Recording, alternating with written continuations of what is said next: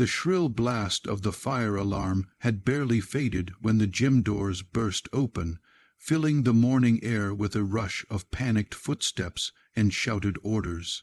Sunlight poured through cracked windows, catching on the swirling dust and landing sharply on the man standing alone beside the bleachers, a mop still in his hand, as if he'd been turned to stone mid-movement. That was the first time the newly arrived Navy SEAL, Commander Blake Rourke, noticed him, the single-father janitor with ink running down his arms like rivers, carved through stories no one had asked to hear. And when the tension thinned and the jokes began to crack through the silence, Blake nodded toward those tattoos and said with a teasing grin, "Why so many tattoos, single dad janitor?" But no one expected his answer, not the truth that crashed down like a wave and silenced every corner of that buzzing gym. If you believe kindness and second chances matter in this world, please like, comment, share, and subscribe to Kindness Journal. Your support helps us spread more stories that remind us what it means to be human. The man with the tattoos was named Corbin Hale, and though no one knew much about him, he had become a quiet fixture at Ridgeway Community School. Every morning, before the sun rose, he arrived pushing an old bicycle with a rattling chain and brakes that squealed like stubborn memories. He always wore the same faded work shirt, sleeves rolled to his elbows, revealing a gallery of ink, some bold, some faded, some clearly done with painful precision, others scribbled as though made during a moment of desperation. Students whispered that he'd been in a gang, teachers wondered if he'd been in prison, but no one ever asked him directly, mostly because Corbin moved like a man carrying invisible weight, the kind that made people step carefully around him. That day, Commander Rourke had been visiting the school for a safety assessment program. He was broad-shouldered, confident, and the type of man who filled a room without needing to speak. His humor, though sharp, was usually harmless. So when he pointed at Corbin's arms with a chuckle, he thought he was just lightening the mood after the fire drill. But Corbin didn't answer immediately. He only set the mop back in the yellow bucket, squeezed the handle once, and took a slow breath, the kind that doesn't cleanse the lungs so much as steady the bones. The gym fell quiet, but Corbin didn't seem aware of the silence.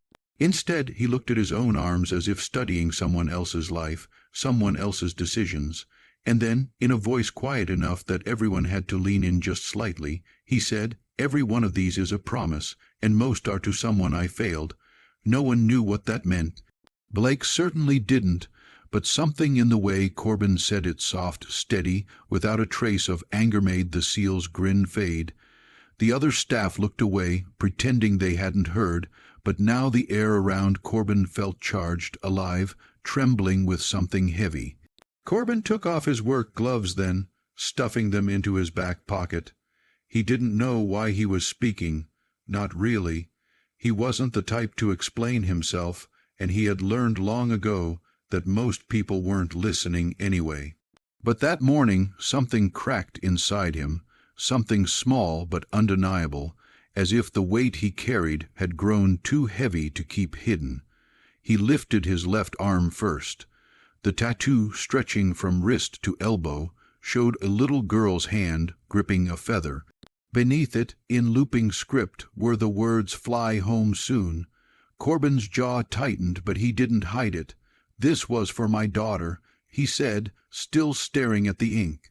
"Her name was Marin. This feather was hers. She used to find feathers everywhere. Parks, parking lots, grocery store sidewalks. She said they were messages from angels." The gymnasium lights hummed quietly, punctuating the silence that fell after his words. Blake shifted his weight, the joking spirit gone from his face. He sensed something fragile unraveling when she got sick. Corbin continued, "She told me she wasn't scared, said she'd fly home before I did. After she passed, I had this done so I wouldn't forget the way she believed in things I couldn't see." Blake swallowed hard, his throat suddenly dry. Even the students in the bleachers seemed frozen, their earlier whispers choked away by the gravity of Corbin's confession. Corbin touched a different tattoo, this one on his right arm, an old jagged image of a house with smoke curling from the chimney. This was for the home I lost, not the building, the chance. I used to drink, a lot, and drinking erased the man I was supposed to be. I promised myself I'd stop. I promised my wife I'd change, but a promise without action. He shook his head. It's just ink without meaning. His wife had left him when Marin was still small. He didn't blame her. He had stumbled through life then, broken in ways he refused to acknowledge. The tattoos became a map of his failures, reminders etched into skin so he could never forget. Because forgetting, he believed, was how a man ruined others. But what struck Blake most was not the tragedy. It was the way Corbin spoke about it. Not dramatically, not bitterly, but gently, as though each memory was a delicate photograph he handled with care. Corbin lifted his arm again. This one, he said, pointing to a compass inked near his elbow, was for the promise I broke to myself after Marin passed. I told myself I'd stay sober so I could keep my job and take care of my son, Theo.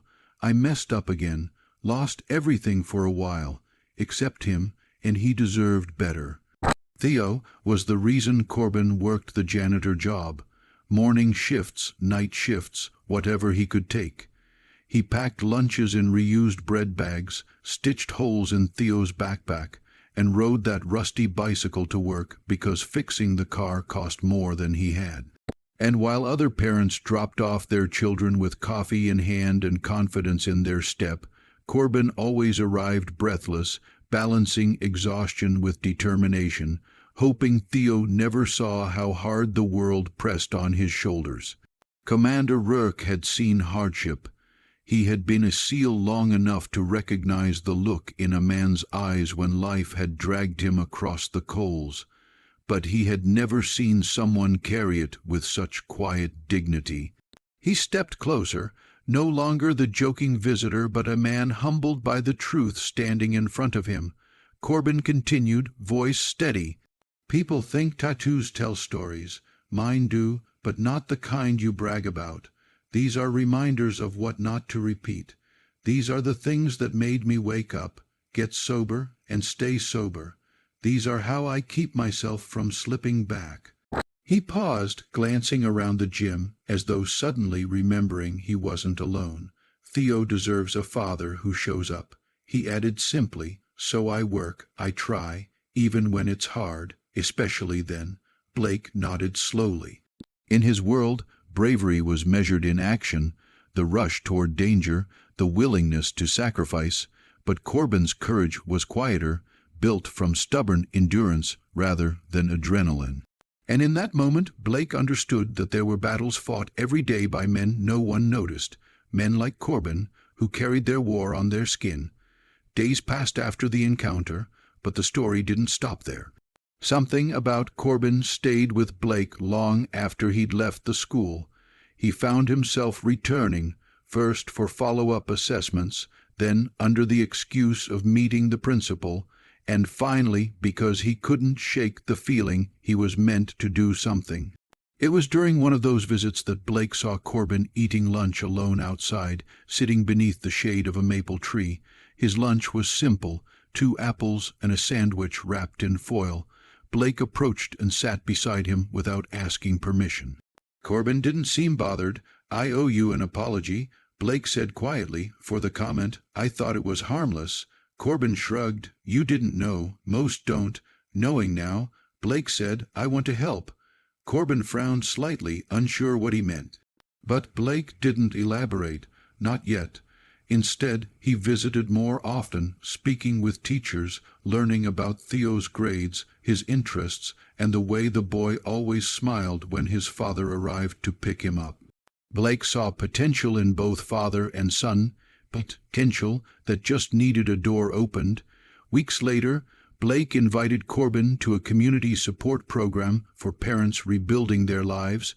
Corbin resisted at first, uncomfortable with the idea of being helped. But Theo, shy and hopeful, looked up at him with quiet encouragement. So Corbin went, That meeting changed everything. For the first time, Corbin sat among others who understood pain without needing an explanation. The group welcomed him not as a failure but as a fighter. They helped him apply for a better job, a maintenance technician position with benefits. They helped him file for financial assistance. They helped him rebuild confidence he didn't know he'd lost. Blake stood with him through each step, offering guidance without pity. Slowly, Corbin's life began to shift. The rusty bicycle was replaced with a used but reliable car. Theo got proper school supplies. And Corbin's once dimmed eyes regained a quiet spark, the kind that came from knowing you were no longer walking through life alone. Months later, during a school assembly, the principal announced that Corbin had been promoted and would be leaving the janitorial staff. Students cheered, teachers clapped. Theo's face shone with pride brighter than the stage lights.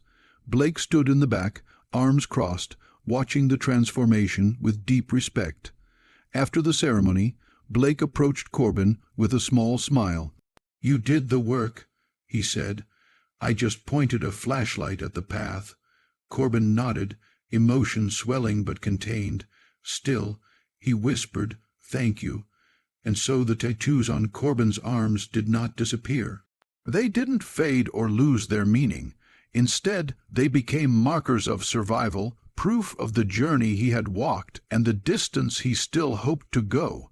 The same tattoos that once made people whisper now made them listen. And Corbin, once invisible, now stood as evidence that even the most broken stories could be rewritten with enough courage and kindness. If this story touched your heart, please like, comment, share, and subscribe to Kindness Journal so we can keep bringing you more real, emotional, and uplifting stories. Before we end, please drop a comment sharing what part of Corbin's journey moved you the most. It means more than you know. And so, beneath the daylight sky and the gentle rustling of leaves, Corbin Hale walked forward with his son beside him, carrying his past not as chains but as chapters, each tattoo a reminder that even the deepest pain can become a map toward hope when someone dares to believe in second chances.